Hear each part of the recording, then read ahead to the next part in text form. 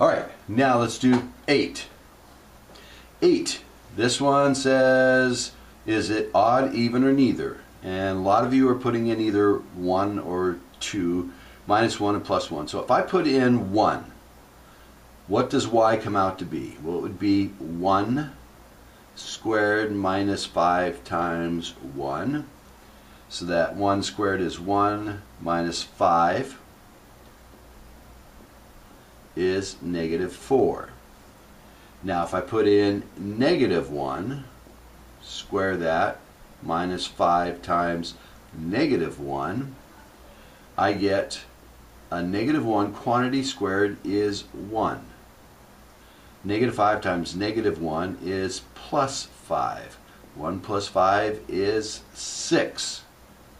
I did not get the same answer, nor did I get exactly opposite numbers.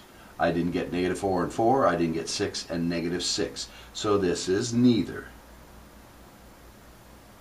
Now some of you said, I want to graph it, and they put it in their calculator and they got a graph that's over here someplace. This is not symmetric with the y-axis, so it is a neither. It's not symmetric with the origin. Stuff up here is not over here.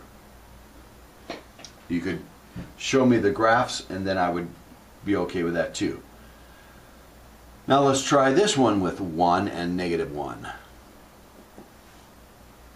So if I put in 1 in this, I get 2 times the absolute value of -1 minus 1. The absolute value of -1 is 1, a positive 1. So we have 2 times 1, which is 2 minus 1, which is 1. Now we'll put in positive 1. Absolute value of 1 is 1 times 2 is 2, so we get 2 minus 1, which is 1. This gave me exactly the same result for opposite x's, and so this is even. And this one, if I put in 1 cubit minus 2, I get 1 minus 2, which is -1. If I put in -1 and cube it, and then subtract 2, -1 cubed is -1, minus 2 is -3. So we have both negative, but they're different values, so it's neither. They have to be the same number and same sign. Both positive ones, both negative ones, both negative ones, both -3s, neither. Or if they were opposites, then they would be odd, but -1's opposite is +1, -3's opposite would be 3. Those are not opposites of each other. And 9.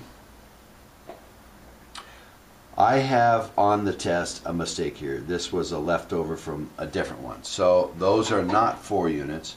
I gave you the equation.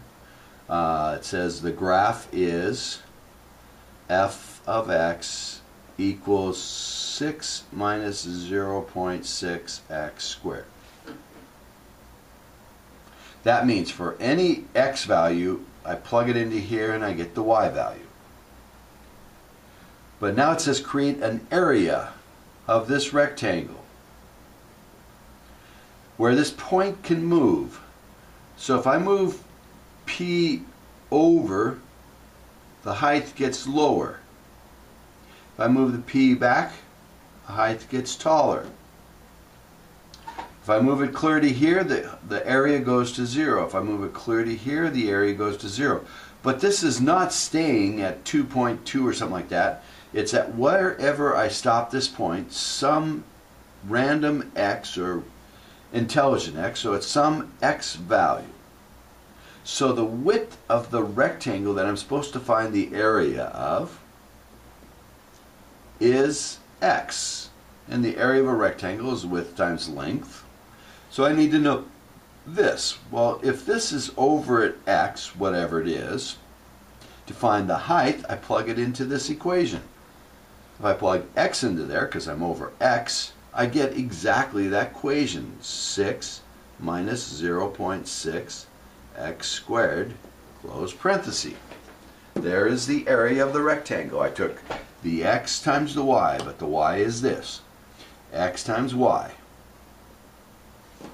Length times width. Width times length. Now, find the x value that gives the maximum area. Well, this is how we get the area. So now we'll pull out our calculator. First time I've had to use the calculator on the test. And I'm going to write down in the y equals this equation. X parenthesis 6 minus 0.6 x squared, close parenthesis. That's the equation. If I do zoom 6, I see that the only x's that make sense are somewhere between 0 and 3 or 4, and that's what this says. There's going to be a maximum area. I said, at what x value is the area maximum? I didn't ask for the maximum this time. Read the question carefully. So I just got to find the x value that makes that maximum. It looks like it's around 1 or 2 or something like that. Second, calculate the maximum. That's somewhere between 0 and 3. And I think it's around 2. And it says it's at 1.8257. Approximately 1.8257. So once again, I typed the equation I got, width times height in here, zoom 6 to graph it, and then I found the maximum by doing second calculate, number 4, and it's between 0 and 3 for sure, and it's somewhere around 2 is my guess.